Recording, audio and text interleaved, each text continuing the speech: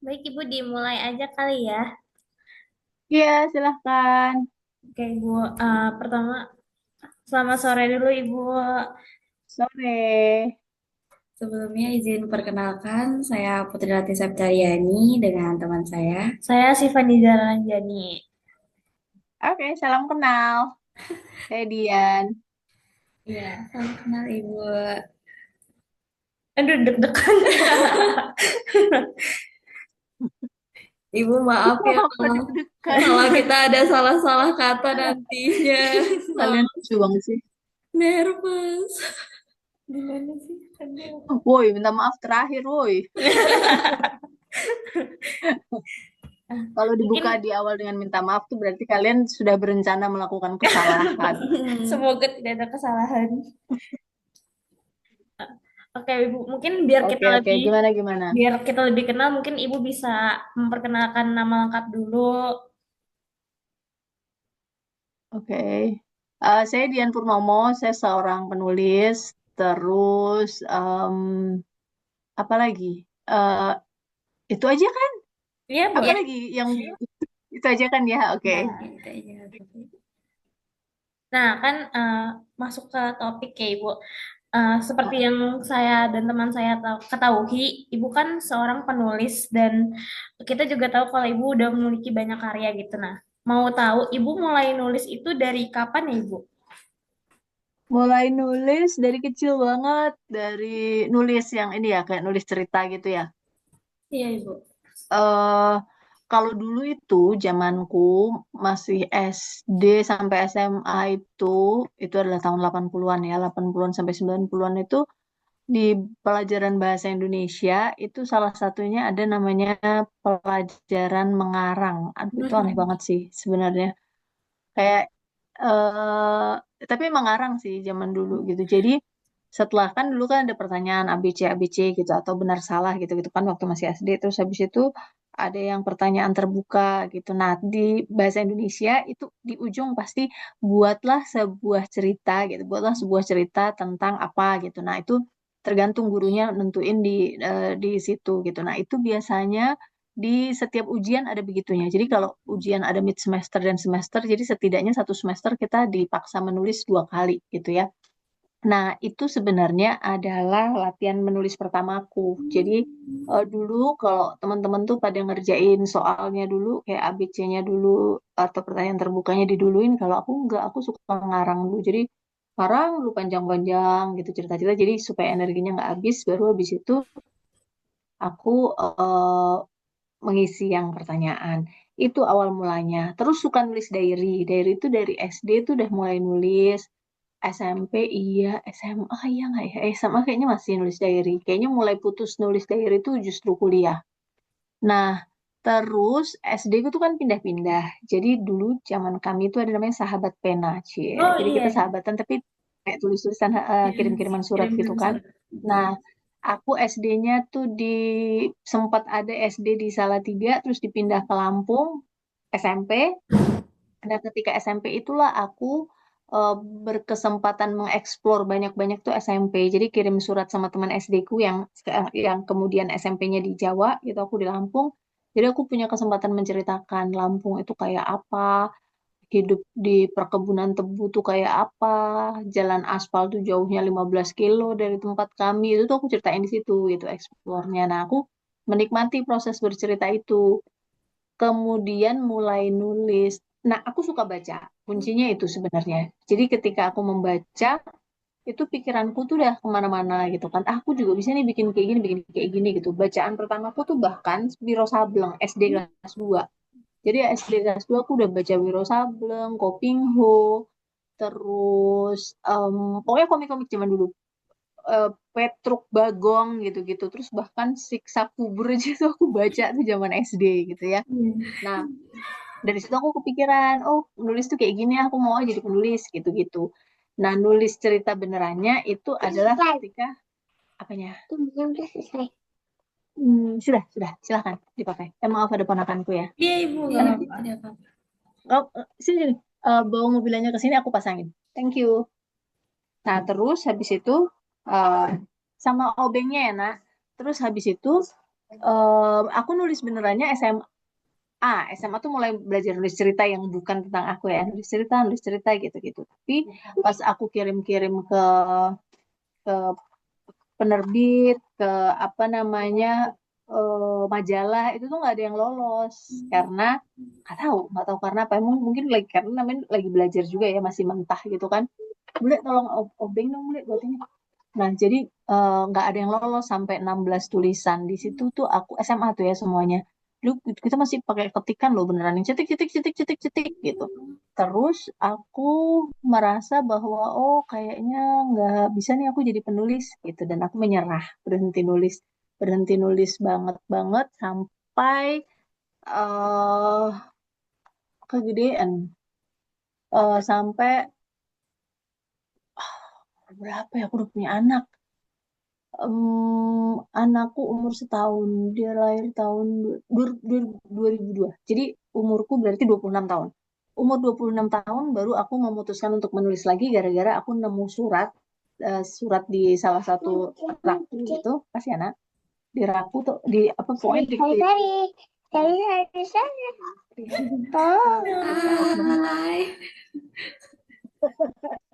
kamu mau ikut rapat sini, kamu mau ikut rapat. Terus habis itu aku nulis lagi, tapi waktu itu lagi rame-ramenya ini nih teman-teman. Aku nggak tahu kalian lahir tahun berapa sih? 2005, 2004. Kalian lahir tahun Ah, itu 2004 itu adalah novel pertama aku terbitin ya. Jadi waktu itu aku nulis dan itu lagi musim-musimnya ciklit. Ciklit tuh cik literatur, teen lit gitu-gitu. Apa literatur buat remaja gitu. Mohon maaf ya, ini hiburan ya. nggak apa-apa ibu. Iya, nggak apa-apa itu. Terus habis itu udah itu adalah pertama kalinya novelku diterbitin di tahun 2004 atau 2005 ya, aku lupa. Kalau nggak 2000, kayaknya 2004 deh. Itu pertama kali diterbitin. Gitu deh sejarahnya. Nah, sejak saat itu baru aku apa namanya merasa oh ternyata aku bisa nulis gitu. Dek, tidak begitu dong. Pasang wajah yang ganteng dong, nak. Kayak gitu ceritanya. Udah. Wah, berarti Silahkan berarti udah lama ditanggapi. banget ya ibu buat berkecimpung di dunia penulisan dan penerbitan. Iya, aku tuh sempat sebenarnya yang membuatku menulis banyak-banyak tuh ketika aku bekerja di radio. No, waktu aku di radio itu, aku tidak, ya aku siaran juga, tapi sebetulnya yang lebih banyak menyita energiku di radio adalah nulis skrip. Jadi aku jadi scriptwriter di radio, kemudian ini ponakannya ganteng banget. Silahkan, udah berhasil dikeluarkan dari kamar. Tutup, nak. Thank you. Terus habis itu di situ sebenarnya exerciseku nulis paling banyak. Nulis cerita. Dulu tuh aku sempet pernah disuruh nulis 90 cerita dalam waktu 3 bulan. Karena Wah, keren dapat banget. iklan gitu. Iklan dulu ada obat mah namanya Reni. Nggak panjang sih, kayak durasi sandiwaranya tuh 30 menitan. 30 menit tuh berarti kayak kalau di halaman halaman lembar halaman tuh mungkin lima lembar gitu. Itu jadi aku sehari bikin satu cerita gitu. Nah, itu sebagai exerciseku yang paling mendukung itu sih.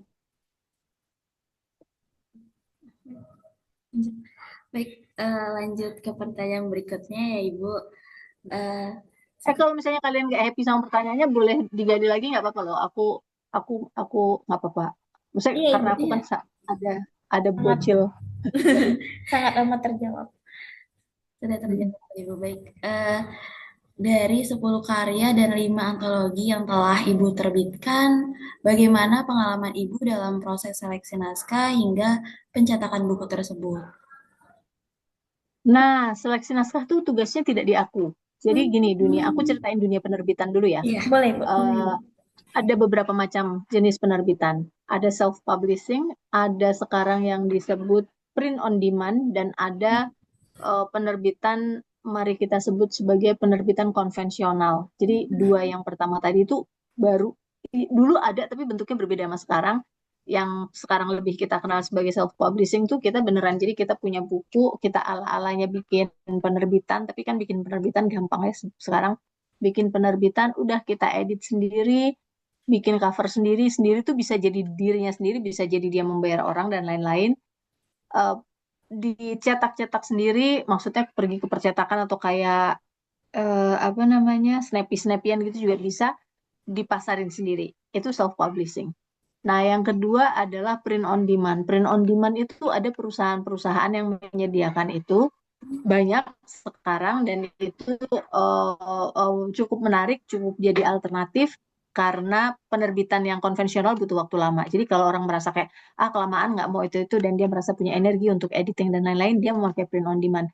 Jadi yang dia kerjakan adalah dia punya naskah, setelah itu dia kasih uang ke sebuah organisasi perusahaan itu gitu ya, perusahaan itu yang akan memikirkan uh, cover, membantu dia memikirkan covernya gimana, layoutnya gimana, ISBN-nya gimana dan lain-lain. Kemudian nanti mereka akan cetak, let's say 100 deh kita cetak gitu. Oke, kamu kalau 100 kamu bayar 5 juta gitu misalnya. Nanti dia punya 100 buku yang pemasarannya bisa mereka diskusikan lagi. Apakah mau dipasarkan oleh si print on demand-nya atau dipasarkan oleh si penulis itu sendiri. Dua. Nah, yang ketiga yang konvensional ini adalah yang terberat. Namanya konvensional tapi justru paling berat. Si konvensional itu penulis punya naskah, naskahnya dilempar ke penerbit. Penerbit itu di dalamnya kan dia punya editor, layouter, desainer dan lain-lain, setter gitu ya. Nah, buku itu langkah pertamanya adalah dia akan diseleksi oleh editor. Mungkin sebelum editor ada tim lainnya aku nggak paham ya karena beda-beda setiap perusahaan. Kalau zaman aku di Gagas Media itu punya 5 first reader. Jadi mereka membayar sesuai sama tema gitu. Misalnya temanya remaja, dia membayar 5 remaja untuk menjadi first reader. Mereka akan ngasih komen untuk buku itu, kayak ngasih pointing penilaian gitu. Baru dilempar ke editor kalau diterima. Kalau nggak diterima ya udah dibalikin atau dicuekin gitu. Dan yang karena mereka harus membayar 5 orang itu, 5 orang first reader itu, mereka biasanya juga ada selektor awal banget dia kayak baca 5 halaman gitu, terus kayak tapi dari perusahaan ya biasanya karena duitnya dari dia kan nanti dia nggak mau ngeprint yang blob gitu istilahnya. Dari situ baru dikasih ke 5 pembaca. Nah, abis itu editor sama penulis tuh tektokan gitu. Kenapa tektokan? Penerbit punya kepentingan. Kepentingan penerbit adalah bukunya laku. Penulis punya kepentingan ceritanya terdeliver. Makanya mereka harus tektokan. Kadang tektokan, kadang beranteman. Biasa. Kayak gitu. Sampai nanti setelah dua-duanya sepakat dengan isinya, biasanya penerbit akan mengusulkan, Mbak, ini aja, ini lagi menarik. Ini aja tuh maksudnya di dalam cerita, kan ceritanya udah disepakati ya, tapi kayak diusulin bahasanya jangan terlalu ini jangan terlalu ini, gitu-gitu. Kadang dia masuk ke jalan cerita, kadang juga. Terus habis itu setelah dua-duanya sepakat, maka penulis akan menandatangani kesepakatan rilis naskah. Kesepakatan rilis naskah itu kita tanda tangani, habis itu dia lempar ke layouter, layouter nanti kita masih ditanya-tanya lagi, misalnya kayak aku nggak suka layoutnya, kayaknya hurufnya ini deh kurang gede, kurang kecil, atau huruf apa gitu kalau dia punya usulan penulisnya ya. Itu ada di layouter, kemudian cover yang terakhir. Covernya biasa tektokan juga gitu. Biasanya penerbit tuh punya desainer cover banyak. Mereka punya stok nama-nama itu. Nah, nanti kalau penulis punya preferensi, dia dikasih opsi, mau dikasih kesempatan. Mau punya preferensi nggak? Kalau punya preferensi, kasih sini, kasih tahu gitu. Kalau nggak punya preferensi, mereka akan kasih dengan ceritamu itu. Mereka udah tahu ceritanya kan, dengan ceritamu itu. eh, Penggambar covernya alternatifnya ada A, B, C gitu misalnya. Pilih yang mana. Kan hari ini kan gampang banget ya kalau kita mau lihat tinggal dicek di account sosmednya kita akan lihat Iya, hasil iya. gambar-gambar mereka. Nah, udah setelah milih, udah habis itu selebihnya akan dikerjakan oleh penerbit. Untuk pekerjaan tersebut, penulis tidak mengeluarkan uang sepeser pun karena semua akan dikerjakan oleh penerbit. Tapi syarat terberatnya adalah dia harus lolos seleksi penerbit dulu di awal kan. Nah, nanti apa yang kita dapat, yang didapatkan oleh penerbit hanya 10% dari royalti. Jadi katakanlah misalnya bukuku harganya 100.000, ya aku hanya dapat 10.000 dari seluruh penjualan, dari setiap buku yang terjual. kayaknya ya kok dikit banget, emang dikit banget sih. Tapi mari kita bayangkan kalau misalnya kayak buku di Gramedia gitu ya. Aku Ya. nggak punya toko buku sendiri, sehingga aku pernah 2010 ngerasain nyetak sendiri, bikin publisher sendiri, baru satu buku, bukuku sendiri kelabakan. Proses kreatifnya malah nggak jalan karena aku sibuk mikirin layoutnya gimana, ininya gimana, sibuk mikirin nanti jualnya gimana gitu-gitu. Aku mencetak 1.000 buku dan nggak habis gitu, karena aku nggak ngerti harus dijual di mana buku itu gitu. Jadi buatku, walaupun kayaknya cuma nerima 10% gitu ya, tapi itu jauh lebih mudah karena aku nggak pengen proses kreatifku terganggu. Dan bersama dengan penerbit-penerbit, apalagi kalau kita bisa masuk ke Gramedia ya, mereka tuh kan eh, ekosistemnya udah jadi. Punya toko buku, punya penerbit, punya majalah dan koran dan lain-lain. Nah, kita akan selalu dibantu oleh mereka. Punya festival, itu yang paling penting, punya festival. Dan bekerja sama dengan festival lain. Dia festivalnya, pesta literasi itu nggak terlalu besar, tetapi dia bekerja sama dengan Ubud, Festival Makassar, dan lain-lain. Nah, setiap ada festival kita akan diajakin kalau sesuai temanya dengan buku kita. Gitu. Diajakin atau setidaknya ditawarin dulu mau join atau enggak. Itu. Nah, di aku prosesnya, aku nerbitin sendiri udah pernah dan aku fail. Penerbit yang udah pernah nerbitin bukuku ada 3. Yang pertama namanya Alinea di Jogja. Alinea itu tidak pernah kembali padaku. Jadi aku tidak pernah menerima sepeser pun royaltiku karena mereka menghilang. Jadi kalau teman-teman ingat zaman gempa Jogja 2006 itu, oh berarti bukuku 2005, ingat aku sekarang. Bukuku 2005, 2006 tuh harusnya aku nerima royalti, tapi orangnya ditelepon nggak bisa, hilang, didatengin ke kantornya, kantornya memang retak gitu ya, tapi nggak, bukan yang hancur gitu di gempa Jogja itu kayak retak, tapi udah nggak ada apa-apa dan rupanya bukan cuma aku yang nagih tulisan itu gitu, ada banyak banget penulis lain yang juga royaltinya nggak pernah dikasih. Berikutnya aku nerbitin di Gagas Media Group. Setelah itu, selain itu, oh Bentang pernah. Aku dengan Bentang pernah satu buku. Tapi itu karena aku menang sayembara. Satunya lagi dengan selebihnya dengan Gramedia. Ada satu lagi akhir pekan. Akhir Berarti pekan. berapa tuh? Alinea, Gagas Media, Alinea, Gagas Media, Bentang, Berarti. Erlangga, ding, sorry, Erlangga, terus Gramedia, akhir pekan ada 5 yang pernah aku rasakan. Gitu. Hmm. Ibu, Tidak selama sesuai ekspektasi dengan jawaban kalian ya, karena sudah panjang banget ya sangat ternyata menjawab prosesnya. pertanyaan. Sebenarnya jawaban Ibu juga udah mencakup 4 pertanyaan yang mau kita Oh, sampaikan. pertanyaan. Jadi sangat Ya, amat Iya, membantu Ibu. jadi sudah oke. langsung terjawab. Baik Ibu, selama menulis novel yang sudah Ibu tulis, ada nggak sih Ibu target pembaca yang mungkin Ibu harapkan membaca karya-karya Ibu gitu? Remaja sih rata-rata, karena terutama buku-bukuku yang terakhir ini ya, kalau kalau buku yang sebenarnya nggak remaja juga. Oh, tunggu, tunggu, tunggu. Beda-beda sih setiap buku kayaknya ya. Jawabannya itu deh yang paling tepat. Setiap buku beda-beda. Ada masa di mana aku menargetkan remaja karena novelnya cinta-cintaan di awal dulu. Terus perempuan, yang novel-novel perempuan jelas diperuntukkan buat perempuan, tetapi aku juga berharap laki-laki membaca karena bukunya kan tentang pemberdayaan perempuan ya. Jadi setiap kali kita berbicara tentang pemberdayaan perempuan, sebetulnya kita juga sedang menargetkan laki-laki agar terlibat dalam proses perubahan tersebut. Sebenarnya aku juga berharap pengambil keputusan tuh ikut membaca gitu, terutama buku yang perempuan yang menunggu di lorong menuju laut gitu, karena dia kritik banget terhadap pemerintah dengan bagaimana kejamnya pemerintah membuat aturan-aturan, membuat izin-izin yang melanggar aturan yang mereka buat sendiri gitu. Tapi mereka jarang melihat dampaknya. Nah, buku itu tuh ngajakin untuk melihat dampaknya. Yang Mawar juga, Mawar tuh kurang lebih sama, bagaimana pengambil kebijakan tuh abai sama apa namanya masyarakatnya gitu sih sebetulnya. Baik. Menurut Ibu,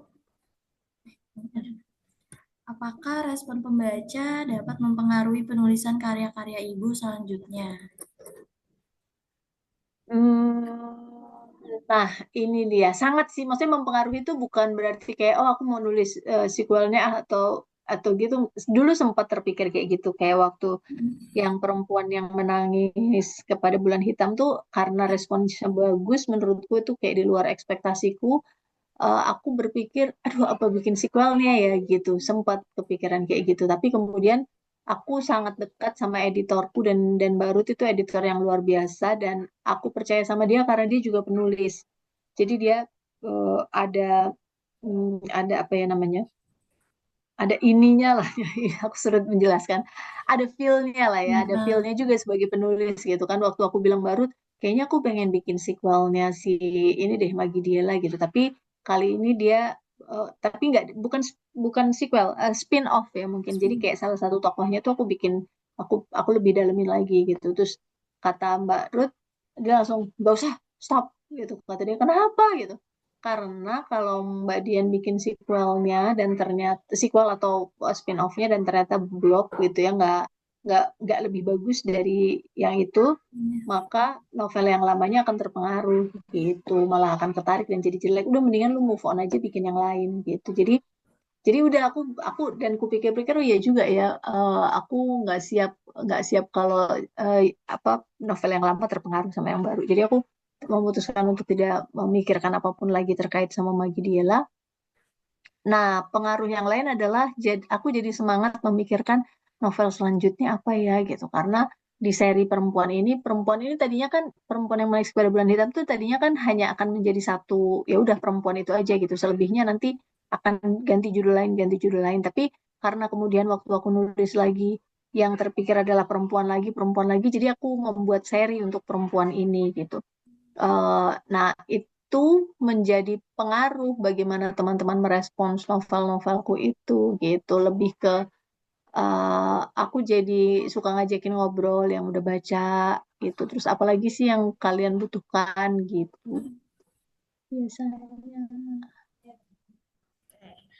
Ah, mungkin mau nanya, apakah dalam proses penulisan karya-karya Ibu sejauh ini kondisi sosial atau berbagai isu yang berkembang di masyarakat itu mempengaruhi apa sih lahirnya karya tersebut atau mungkin situasi yang ada di masyarakat ini tuh mendorong Ibu untuk menulis karya tersebut gitu.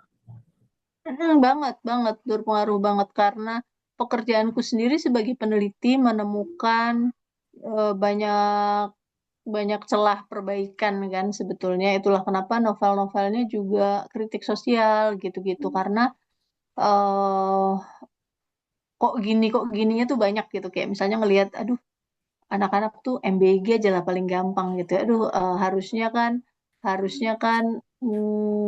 ini sesuatu yang ditargetkan untuk bikin anak-anak lebih sehat gitu. Tapi malah anak-anak sakit. Itu pasti Mm-mm. berpengaruh banget di kepalaku. Terus femisida gitu. Kenapa sih perempuan-perempuan ini di kayak di witch hunt gitu, kayak diburu kayak penyihir zaman dulu gitu. Itu berpengaruh. Terus perang dan lain-lain gitu ya, ketimpangan sosial antara perempuan dan laki-laki itu juga ngaruh banget sih, ngaruh banget. Belum nggak necessarily aku tulis semua memang, tetapi setidaknya itu menjadi menjadi bahan bahan renungan gitu. baik. Dalam kepenulisan sendiri, apakah Ibu memiliki tokoh yang menginspirasi sehingga mempengaruhi dan dari gaya kepenulisan Ibu? Tokoh, tokoh penulis banyak, banyak banget. Kalau mempengaruhi kepenulisannya aku takut bilang mempengaruhi karena nyatanya aku menulisnya pasti nggak sebagus-bagus mereka gitu ya. Mereka yang orang-orang yang aku gemari ini tulisannya bagus-bagus. Cara nulisnya itu bagus-bagus banget. Ada yang teman-teman mesti udah baca namanya Nawal El Sadawi tahu ya, perempuan di titik nol. Oh Ya, ya, perempuan betul. betul. Tahu kan? Terus teman-teman bacalah lagi seorang penulis India perempuan namanya Banu Mustak. Banu Mustaq kalau nggak salah, Banu Mustak. Dia menulis tentang komunitas India Islam dengan sangat sangat nggak bilang indah ya karena kondisinya nggak indah sih, sangat sangat baik gitulah, sangat dalam gitu Banu Mustak. Terus Em, yang satu ini bukan penulis novel, tetapi aku membaca buku-bukunya, namanya Ibu Vandana Shiva. Vandana Shiva juga India. Bu Vandana Shiva ini juga menulis dengan sangat indah. Eh, tapi ya lebih indah lagi isinya karena dia menulis tentang ekofeminisme. Jadi dia menceritakan bagaimana perjuangan-perjuangan lingkungan. Dia sendiri adalah aktivis, dia penyelamat benih. Jadi pekerjaan dia adalah menyelamatkan benih-benih supaya nggak dihilangkan, nggak dimusnahkan sama negara. Dan dia menolak keras bibit apa istilahnya bibit adaptasi bibit pokoknya bibit buatan, dia menolak bibit buatan gitu, jadi dia nggak mau pakai bibit buatan gitu. Kalau perempuan tiga itu, terus yang lainnya tuh aku lagi baca, bentar ya, aku tuh pembaca pembaca banyak buku, jadi membaca buku. Oh, teman-teman baca Uketsu deh. Uketsu itu Getsu. judulnya Teka-teki Rumah Aneh. Uketsu, bentar. Aku tapi nggak tahu ya Uketsu ini apakah dia penulis dengan AI atau enggak. Aku agak nggak yakin. Tapi tulisannya menarik. Uketsu ini Teka-teki Rumah Aneh. Em, Cara nulisnya menarik. Teman-teman baca deh. Tapi karena yang ku baca adalah udah bahasa Indonesia, aku nggak berbahasa Jepang kan, jadi aku nggak yakin apakah dalam bahasa Jepang dia semenarik itu. Itu sih kurang lebih.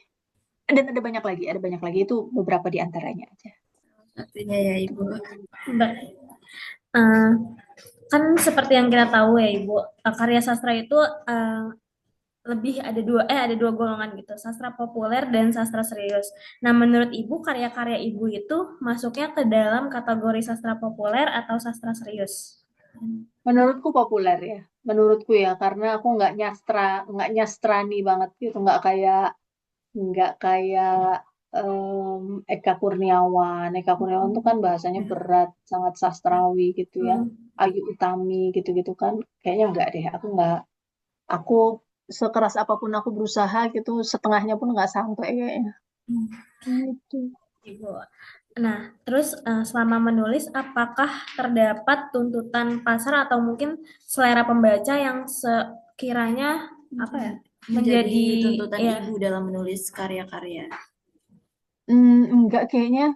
Aku Kayaknya enggak deh, kayaknya enggak. Kalau bagian itu kan sebenarnya kuserahkan pada penerbit ya. Jadi itu kayak diskusi, misalnya ngobrol sama Mbak Ruth tuh nggak pernah memfeeding gitu. Kayak dia paling kalau udah lama kita nggak colek-colekan, ayo lagi nulis apa nih gitu-gitu. Terus dan kita tidak pernah sampai di pertanyaan, Mbak kira-kira nulis apa ya yang orang suka. Kita nggak pernah sampai di pertanyaan itu gitu. Jadi dia pasti kalau aku lagi nulis ini gitu, oke, good, terusin gitu. Jadi aku nggak tahu apakah itu artinya sesuai dengan selera pasar atau enggak, karena aku nggak ngikutin selera pasar sesungguhnya. Eh, kalau aku kalau aku merasa bahwa sebenarnya aku lebih ke aktivis yang menulis dibanding penulis murni gitu. Jadi tulisan-tulisanku tuh sebenarnya adalah bentuk aktivisme gitu sih. Jadi kalau ada yang kuikuti, bukan selera pasar dalam dunia menulis, tetapi kondisi sosial yang aku kejar supaya tulisanku tuh menjadi senjata untuk eh, membuat pembacaku lebih teredukasi dengan isu-isu tertentu. Kayaknya lebih ke situ deh kalau aku. Baik Ibu. Nah, eh, seperti yang kita tahu, apakah Ibu pernah merasakan adanya batasan sensor atau tekanan tertentu terhadap tema yang Ibu angkat dalam suatu karya? Pernah. Hmm. eh, Novelku yang kuterbitkan sendiri, itu kenapa kuterbitkan sendiri? Karena dia nggak pernah lulus sensor. Jadi aku menulis tentang LGBT. Oh, Di masa itu 2010 tuh kan masih belum kayak sekarang ya. Sekarang kayak belum orang ya. lebih banyak novel-novel terkait queer yang hmm, bagus-bagus dan diterima oleh publik gitu ya. Nah, aku waktu itu belum. Jadi itu aku bahkan nulis dari 2008 nih kalau nggak salah. 2008, tapi karena aku baru punya uang, aku terbitkan sendiri 2010, jadi terbitnya 2010. Itu diantaranya. Jadi udah aku kirim ke penerbit Gagas Media, bahkan yang yang mengkurasi itu teman queer sendiri, tapi dia nggak meloloskan gitu, kayak ah mbak nggak, kita lagi lagi nggak bisa nerbitin ini, lebih ke takut ya gitu. Itu salah satu sensor terberatku sih. Selebihnya nggak. Gitu. Bagaimana pandangan Ibu tentang karya sastra yang diresmikan atau Legitimasi. dilegitimasi lembaga tertentu? Seperti yang kita tahu ya Ibu, pemerintah sekarang kan banyak yang takut buku. Menurut Ibu, pandangan Ibu Mm-mm. tuh seperti apa tentang karya-karya yang mungkin saja Tidak tidak boleh tidak diterbitkan. boleh diterbitkan? Heeh. Oh, oke. Bentar, aku jawab setelah buka jendela ya, Gerah. Iya Ibu. Iya, Ibu. Oke. Enggak sih tadi. Latihan. Aku nanya kayak gimana?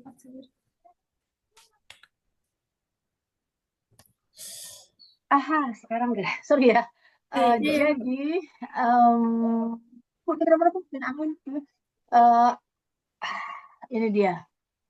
Ini sebenarnya tantangan kita ya, tantangan teman-teman terutama yang lebih muda gitu ya. Karena aku sudah mengalaminya dari sejak zamanku agak mudaan dikit, agak mudaan banyak deh. Di masa aku kuliah itu kan kita nggak boleh baca buku-bukunya Pram, Iya, buku-buku kiri itu betul. nggak boleh, bukunya Kira Suhugi dan lain-lain itu nggak boleh. Terus ada beberapa buku lagi yang nggak boleh, dari luar dia nggak boleh dibaca oleh kita gitu ya di zaman itu. Aku tidak menyangka masa itu akan terjadi lagi. Jadi kita Iya, sedang ada di orde yang paling baru gitu. Kalau dulu kan orde baru doang, ini orde yang lebih baru deh, paling orde baru. lebih baru.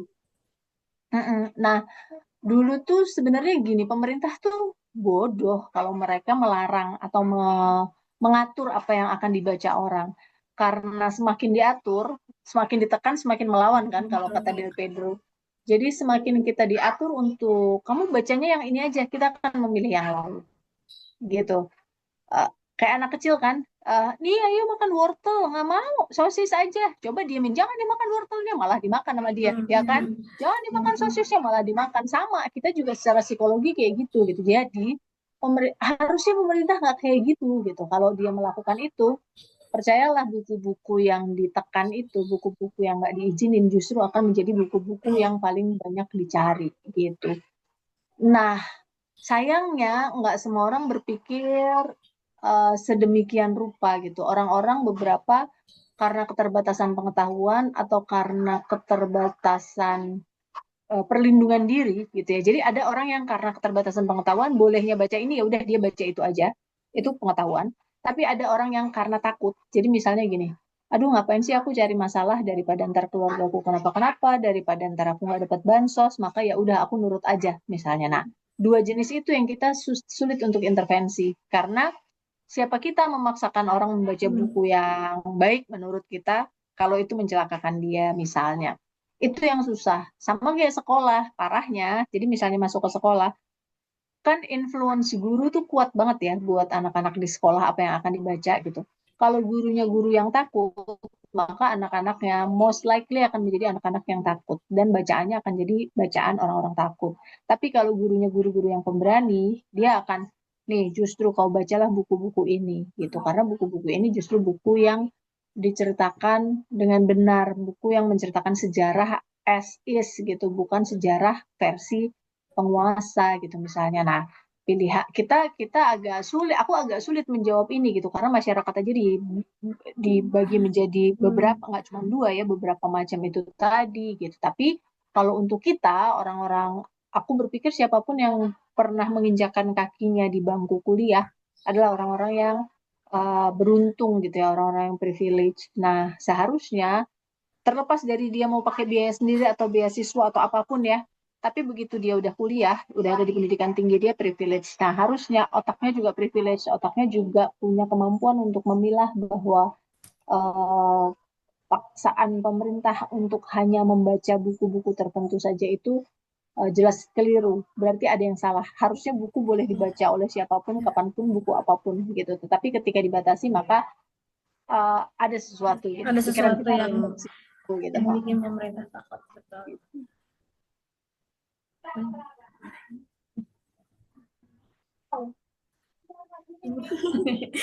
Aduh, Ibu. Nanti di sini tertabrak-tabrak loh. Sorry, sorry ada. Dek, Iya, Ibu. Ada anak bermain mobil. Oke, lanjut.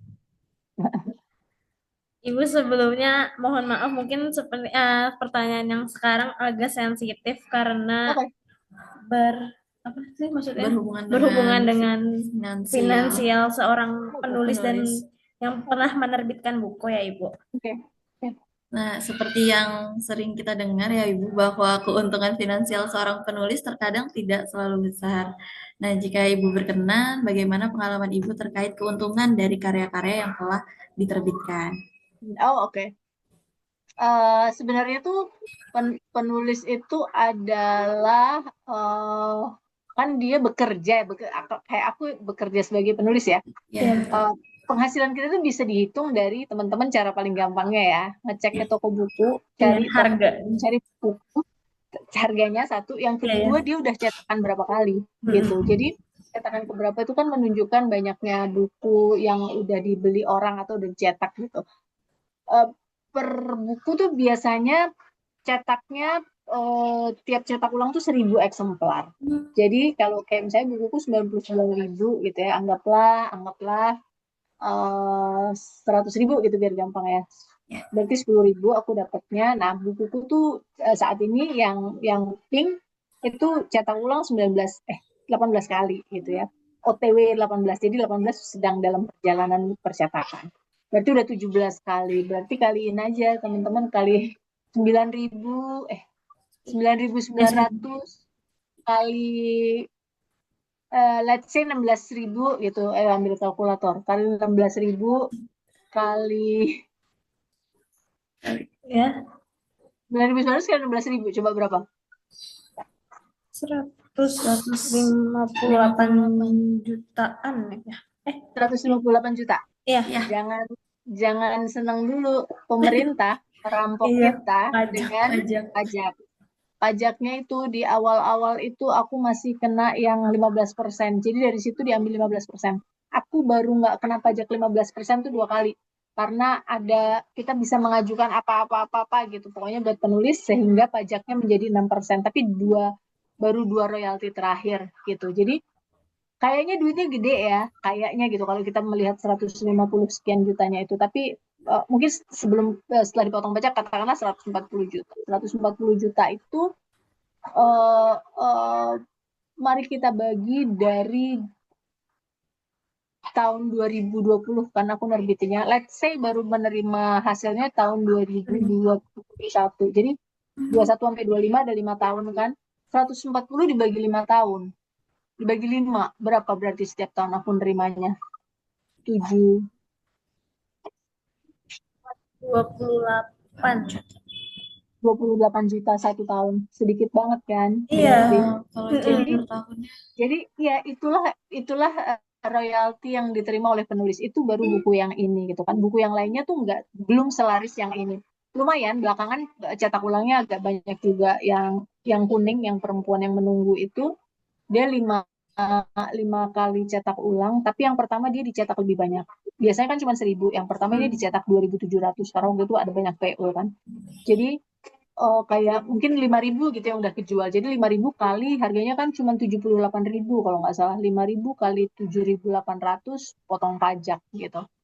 Jadi sedikit yang diterima oleh penulis itu sedikit banget. Makanya idealnya kalau dulu tuh teman-teman penulis tuh kita pernah duduk bareng dan berhitung.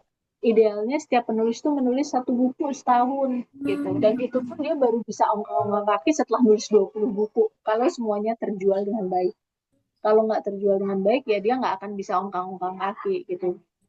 Itulah kenapa penulis tuh idealnya tidak tidak give up their day job gitu. Jadi nggak, pekerjaan utamanya jangan dilepas sebelum benar-benar bisa menghasilkan. Kayak misalnya gini, targetku misalnya ya, targetku punya gaji 10 juta per bulan misalnya. Maka yang harus kukerjakan adalah membuat royaltiku tuh dalam 1 tahun 120 juta kan, iya, Iya, betul. idealnya gitu. Nah, aku harus mati-matian ke arah sana gitu untuk bisa merasakan nganggur nggak ngapa-ngapain. Setiap royalti itu kan 6 bulan sekali ya, bulan Februari dan bulan Agustus royalti itu. Jadi supaya misalnya Agustus nanti aku dapat 60 juta, Januari depan dapat 60 juta, syukur-syukur lebih gitu. Tapi itu dari royalti. Cuman kayak misalnya kemarin tuh bukuku kan sempat ditawar uh, hak hak ciptanya untuk menjadi film. Nah, itu aku dapat dapat di angka yang lumayan bagus gitu ya. Bagus itu adalah 170 juta misalnya. Itu kan kayak wow, big money Iya. gitu ya. Tapi semua uangnya dikasih juga. Jadi dia baru kasih kayak ngasih DP-nya kayak misalnya 60 juta ya, aku kasih kesepakatan kita waktu itu situ. Belum dipotong pajak ya, potong pajak Iya, Bu. 15% juta. Terus abis itu tapi belum ada kabar Hmm. kan karena rupanya proses untuk memfilmkan mengadaptasi buku ke dalam film tuh lumayan lagi dengan guncangannya maju mundur. Kalau kalau tahun depan novelku tidak jadi diadaptasi, hak ciptanya dibalikin ke aku lagi. Nanti aku masih bisa menjualnya ke apa PH lain gitu. Jadi ada ekstra-ekstra kayak gitunya tuh yang membuat kita nggak putus asa sebagai penulis karena kalau nulis doang tuh kayak yang ini kita kayak kerja bakti banget sih gitu.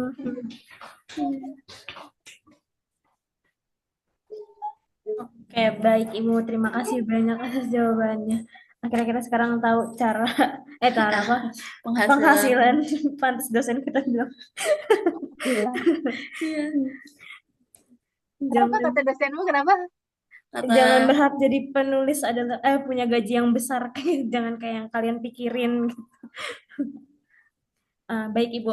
Mungkin Dulu tuh ya kita tuh salah satu yang bikin bikin aku dan teman-teman penulis pemula waktu kita masih masih awal banget nulis tuh teman-teman membaca Laskar Pelanginya Andrea Hirata nggak? ya. Baca dong ya.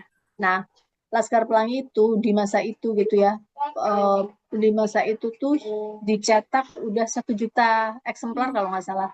1 juta dengan harga 60.000. Aku ingat karena dulu buatku 60.000 tuh kayak ya gila 60.000 mahal banget gitu. lumayan. 60.000 kali satu, berarti dia dapatnya 6.000 kan? 6.000 kali 1 juta berarti 6 miliar. Miliar. 6 miliar Iya, kan? Iya, Iya, 6 iya miliar. 6 miliar. miliar. 6 miliar. Nah, bayang dulu yang kita jadikan acuan tuh Andrea Hirata. Kalian semua udah diem, pokoknya nulis setiap hari sampai kita jadi Andrea Hirata. Gitu dulu dulu kita semua karena belum lagi royalti buat film apa namanya Iya, hak Iya, cipta buat filmnya, ya kan? Filmnya aku yakin dia 1 miliar aja belum lebih tentu lebih. dia mau tuh ketika itu karena saking boomingnya yang beli bukunya aja 1 juta gitu. Nah, itu tuh itu jadi acuan kita gitu waktu itu kayak pokoknya pokoknya nulis sampai jadi Andrea Hirata. Dulu itu yang kita pikirin. Kita sih nggak, maksudnya Andrea Hirata bukan yang terbaik enggak gitu dia. Aku bahkan dia tidak kujadikan idolaku dalam hal penulis tuh enggak gitu, tapi kita jadikan idola dalam hal penghasilan. Baik Ibu. Make sense kalau misalnya dia punya 6 miliar di masa itu ya. Iya. Dia tuh iya, bisa Bu. Itu mengangkati udah. dengan Laskar Pelangi doang loh. Laskar Pelangi aja ya. Belum lagi setelah itu ada Sang Pemimpi, Eden Sor, dan Iya. lain-lain kan. Terus buku-buku lainnya tuh paling enggak kecetak 10.000, 20.000 buku aja pasti lebih. Iya, betul. Betul. Jadi iya dia tuh dulu tuh sempet nggak tahu benar atau enggak ya dia tuh kita sampai ini gosip ya malah dia kan beli pulau di mana gitu kan kita beli pulau 6 miliar udah gosip gitu kurang lebih. Ibu. Ini mungkin jadi pertanyaan terakhir buat Ibu. Uh, Bagaimana Ibu melihat masa depan produksi karya sastra atau tulisan-tulisan yang ada di Indonesia saat ini? Apalagi kan seperti yang Ibu tahu pemerintah saat ini orde baru lagi gitu, Ibu. Menurutku fak pemerintah boleh ditulis ya nanti pakai Iya, tanda bintang. Betul. Kita nggak peduli sama mereka gitu ya walaupun banyak hal terpengaruh karena kebijakan yang mereka buat tapi menurutku ininya tetap ada ya harapannya tetap ada dan apalagi dengan dunia yang membuka pintunya semakin luas kemana-mana festival penulisan ada di mana-mana gitu jadi kayak banyak penulis-penulis kita yang tulisannya diterjemahkan penulis-penulis muda ya yang diterjemahkan oleh penerbit-penerbit dari luar Kalau dulu kan yang kita tahu lagi-lagi Pramudia, Ahmad Tohari, gitu-gitu kan, terus Mbak Lela Kudori dan lain-lain gitu. Nah sekarang tuh banyak anak-anak yang jauh lebih muda usianya tuh udah diterbitin di luar gitu, dan itu hope gitu ya, buat buat kita tuh harapan gitu. Dan rata-rata yang diterbitkan di luar adalah novel-novel yang keindonesiaannya kuat gitu. Jadi justru bukan novel yang menceritakan tentang orang Indonesia yang tinggal di Jepang, orang Indonesia yang tinggal di mana namanya Jerman dapat beasiswa hore-hore. Enggak, justru yang enggak kayak gitu, tapi yang tradisinya, yang budayanya, yang Indonesia banget tuh punya punya kesempatan di situ. Eka Kurniawan, dia meraih apa literary OX apa gitu, literary award gitu. Dia Ayu Utami, dia menerima penghargaan internasional juga gitu. Tapi itu gara-gara buku mereka diterbitkan di dalam bahasa Inggris, karena nggak semua orang membaca bahasa Indonesia dengan baik kan, orang-orang bule itu. Jadi eh, para para juri-juri festival seni atau juri-juri award buku itu baru akan melirik tulisan-tulisan kita setelah diterjemahkan dalam bahasa Inggris gitu kan. Nah, menurutku itu adalah hope, dan buku-buku yang mereka tulis tuh mungkin bukan kritik sosial per se, tapi dia menceritakan bagaimana Indonesia dengan konflik-konflik sosialnya gitu kan. Itu menurutku menarik sih. Jadi kita tetap punya harapan. Oke, Ibu, baik. Mungkin pertanyaannya udah segitu aja. Mohon maaf ya, Ibu, mengganggu sorenya. Apa-apa, nggak apa, aku tuh beneran lupa. Jadi aku tuh sering kayak perasaan udah aku bales, tapi ternyata belum aku bales. Jadi kayak baru di kepalaku doang tuh aku udah merasa ini Iya. kebanyakan ngayal kan. Kayak di kepalaku tuh perasaan udah ditulis, ternyata belum. Gitu. Semoga sukses ya. Ini kalian apa sih hasilnya nanti, paper Em, atau presentasi PPT, terus dibikin laporan, Ibu. oke. Oke, oke. Ibu, Kalian kita jurusan apa? juga udah Sus, menyelesaikan sus. buku Ibu. Sangat hebat dan Yeay. keren. Terima kasih. Aku Terima habis baca kasih. buku Ibu yang Mawar bukan nama sebenarnya. Bacanya Terima kasih. sangat Terima kasih. melelahkan. Ya, Capek banget. memang seperti itulah kondisinya kan, melelahkan. Betul. Sama Mm-mm. yang buku apa ini perempuan yang menangis pada bulan hitam. Itu Ya, juga sangat melelahkan karena harus balik lagi ke tempat yang dia nggak mau. Iya, iya, bayangkan saja. Aduh, nggak sanggup. iya. Apalagi ngejalanin sendiri Iya, ya. betul. Betul. Tapi Oke, dari buku-buku ibu juga kita jadi tahu bahwa masih banyak adat-adat di Indonesia yang ternyata masih dilakukan sampai saat ini, Teh. iya betul. Yang kita pikir udah enggak gitu ya, Iya. kayak ancient gitu, ternyata masih banyak banget, Iya. banget. Itu emang Iya. Bahkan adat-adat yang kesannya melanggar HAM pun masih banyak ada gitu. banyak, banyak banget. Papua tuh masih Iya, masih bikin banyak panas. banget. Bacanya capek banget. Ikut sedih, ikut sakit. Iya. Ya udah, Ibu Hmm. boleh mau dokumentasi. Boleh, boleh, boleh, silakan. Mau ambil buku. Ambil Sebentar, apa? Ibu. Bentar Ibu, teman saya sedang mengambil buku. Oke. Tapi tadi saya lihat Ibu habis menghadiri sidang ya, Bu? Iya, apa namanya? eh Kemarin sebenarnya aku baru baru aku tuh tipikal yang late poster gitu. Jadi kayak orang oh baru ini ya. Enggak, sebenarnya udah dari kemarin. Ngepostnya aja baru telat gitu. Siva, aku tuh udah fallback kamu belum sih? Belum ya? Belum. Aku yang Belum, iya. Ratih Put. Bentar, bentar, bentar. Iya, Ibu. Nyarinya di mana? Ratih. Ya, Ratih Put.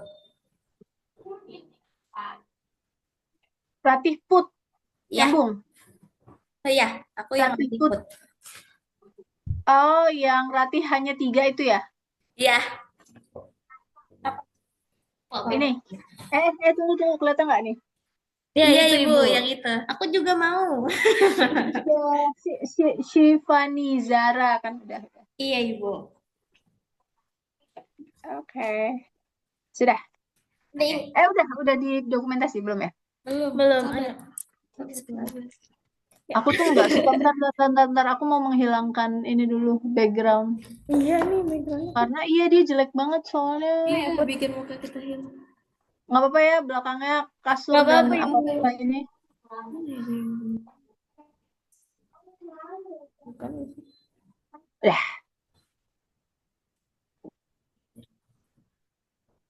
Gimana? Cuma background. Ini nih, biar kelihatan. Oh, ini stop. Belum. Wah, Eh, bener banget. Just,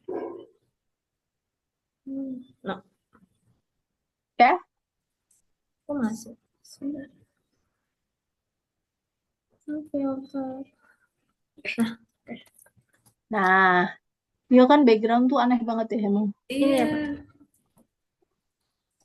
Kameranya mirror. Ih, jadi miring. Ini gimana screenshotnya? Ya, pencet ini. Ayo, Sabar. mana sih? Jadi, oke, baik. Satu, dua. 3. Oke, sekali lagi. Oke. Pegangin punya aku. Sini, pegang. Kayaknya di sebelahnya Ratih deh, karena kayak silau gitu. Oh, sengaja mau buat nutup ini. Iya. Oh, oke. Ya, oke. Satu, dua.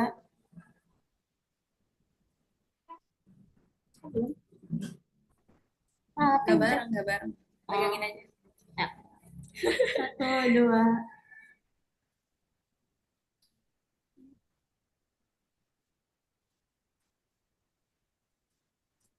Satu, dua. Oke, Ibu, terima kasih Oke. banyak. Makasih. Kita yang Sukses ya. amin, Amin amin. ya Ibu juga Allah, sukses Ibu selalu. juga. Terima kasih banyak ya Ibu sudah meluangkan Amin, waktunya. amin. Sama-sama.